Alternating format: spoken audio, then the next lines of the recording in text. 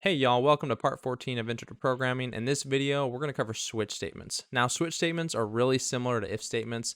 Basically, it checks a value, and if that value is equal to a specific value, go ahead and execute that block of code. If it's equal to this value, execute that block of code, and so on. So there's really never a case where you can use a switch statement and you couldn't use an if statement. You can always use an if statement over a switch, but sometimes a switch statement can just look a little more elegant.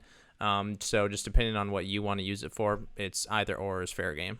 So let's go ahead and look at how a switch statement is actually constructed. So let's assign a variable real quick. So string name equals Frodo.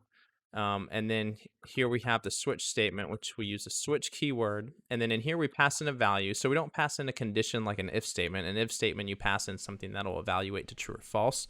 Well, this, you just pass in a value. So just single value. And then we have a code block.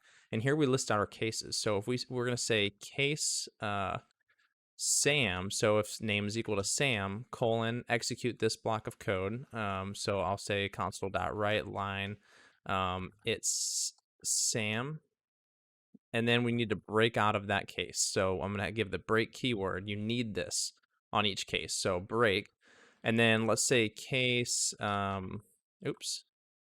let's give it another case, case Mary, colon, console.writeLine, it's Mary, and then we need to break out of that switch statement, and then let's give it another case, case Frodo, console.writeLine, it's Frodo, break. So if I were to go ahead and run this, you're going to see that I get it's Frodo because it goes through these cases and it sees that the name value that it's checking right here is equal to Frodo. So we go ahead and print out it's Frodo and then break from the switch statement. So if I were to switch that to Sam, we would get console.writeLine it's Sam. Same thing with Mary. Now, if I don't put any of these values in here, if none of them match perfectly, then we're just not going to get anything to the console. But let's put something here that'll give it a default case. So if none of these are met, we're going to have a default case that will get hit if nothing else is met. So in order to do that, we use the default keyword, put a colon, and then whatever we want. So not in list, let's say. And we still need that break keyword at the end. So if I were to make this something that's not inside of our cases already, like Gandalf, and then I go ahead and run it, you're going to see that because none of these cases were met, we go ahead and hit the default case, which is console.writeLine not in list. So that's how you would use it with a string. You can actually use this with any value too. So let's see how we can use it with a number real quick. So let's capture some user input from the user. So int.parse console.readLine. And then we're going to pass in that num to the number to the switch statement. And instead of saying a string like case Sam, you can see that it's yelling at us because our values or data types don't match up. We're trying to compare strings to this integer, so that's not right. So let's go ahead and put 1, and then 2, and then 3 right here. Instead of it's Sam, we'll just put it's 1, it's 2, and it's 3.